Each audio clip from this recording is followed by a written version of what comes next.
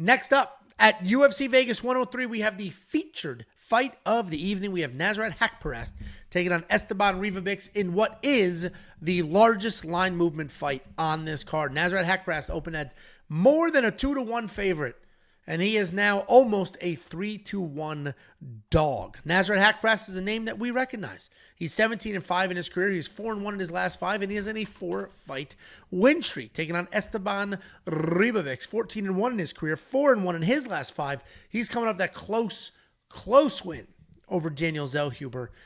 Nasrat Haqparast, as we all know, solid striker, good volume. He's landed at 6 significant strikes per minute. Very good takedown defense at 84%. And he can work in some takedowns occasionally. He pushes the pace. He finds a rhythm. Super busy. Hard guy to beat if he is in that flow state, just letting his hands go. But if you stay in his face, like what Bobby Green did in that last loss, then you can have some success. He's coming off that hometown win over Jared Gordon, where the striking was fast and clean, but he was backing up, and I don't think he won that fight. He's taking on Esteban Ribovics. Very good fighter. He's an impressive striker. He's got sneaky power. His strikes are tight. They're short. They're accurate. He's got that high, tight guard. He works forward. He likes to pick his shots well, and despite a ton of knockout highlight wins, he's not just a striker. He's got good takedowns, good BJJ. He'll shoot good doubles. He'll work in some nice trips, and then once it gets to the ground, he's immediately looking for something.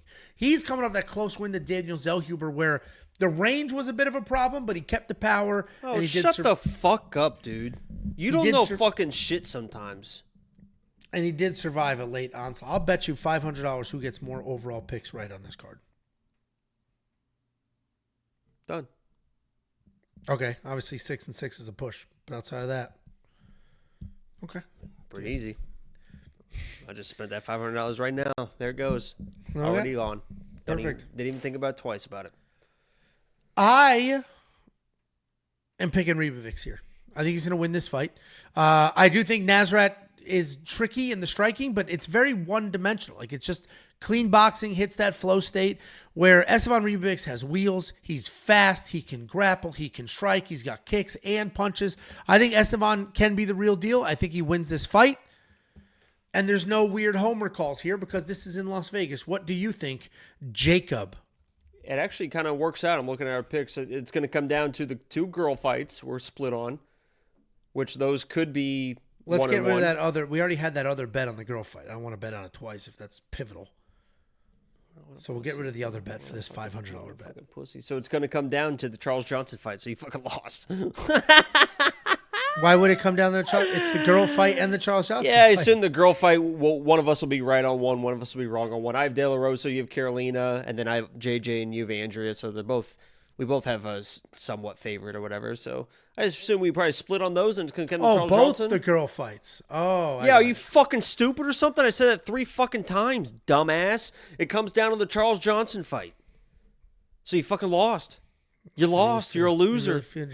You're a fucking loser, dude. Okay, pick. You know who's not a loser? Esteban Ribovics, Yeah.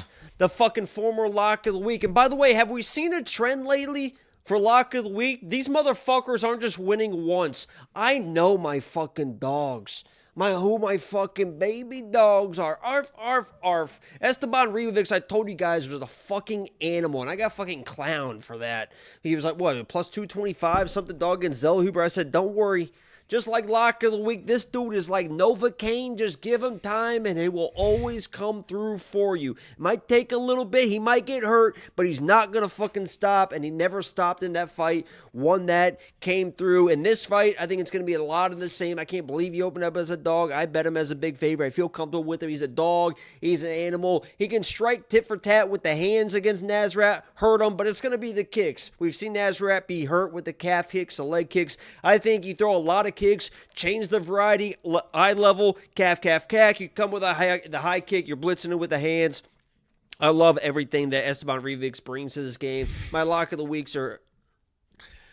Not you. Somebody said, this guy's hair looks fake as fuck. Yeah, good job, bud. But not just Esteban. It's every former lock of the week was they all open as favorites. A lot of them are big favorites. I know my fucking dogs, and Esteban is one of them. So that's my dude, and I'm with him again. All right, we're both on the same side here. Those plus 180 odds would have been nice, but here we are at minus 300, and I think he could look it. Nasrat's good. He's experienced, but he doesn't love pressure, and Esteban is a pressure guy. I think it's literally that clean. He also can work in takedowns if he needs to and chop those legs. If you do want to check out the DraftKings He's a fantasy, smart kid. He's a fucking smart fighter, too. I mentioned that like in the – you noticed that in the Quamela Kirk fight because he was taken down, he was controlled, and he recognized, hey, I cannot fucking stay on the ground. Like, if I get taken down, I better fucking get up. So there's always a sense of urgency, and you saw that in that. I mean, when he knew it was a close fight, you know, and he got dropped in that third round to start that third round. I think a lot of people forget that he got fucking dropped to start the third round. He fucking was like, all right, I got to go win the round, and he fucking went and won the round. What do you mean a lot? I said it in my breakdown. I don't listen to a fucking word you say. Okay, I hear everything. I don't listen to it, unless there's a key word coming through, and I'm like, wait, what? That's why every time I hear you say some dumbass shit, I'm always like, wait, what did you say? Because I'm hearing, but I'm not fucking listening. I'd much rather listen to the fucking live chat. They're much more entertaining.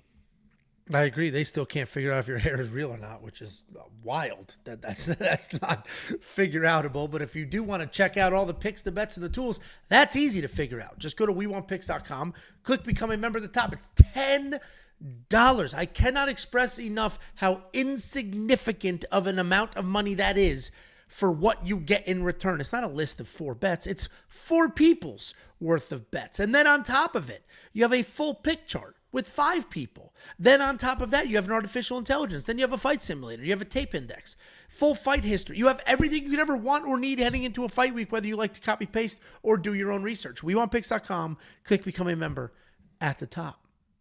We do have a super chat from Carter Harrington. Jacob looking like Dog the Bounty Hunter with that hair. Makes sense because he's hunting the underdogs every week. Get him, Leland. Leland, he's in the Leland, tree. he's in the tree, Leland. Get him, He's Leland. in the tree. Get him, Leland. The best part is when he would catch the people. He always pulled out cigarettes and gave the people a cigarette and lit the cigarette for him. He was a good dude. Yeah, he was a good dude. And then his wife he would died. like talk about like chase them down, like, oh, that was a pretty good chase and thought we had you here, and like fucking. And then he would feel bad for him and stuff. He like with some good conversations. He's still alive, right? Yeah, his wife died, and then he Whoa. went like off the rails.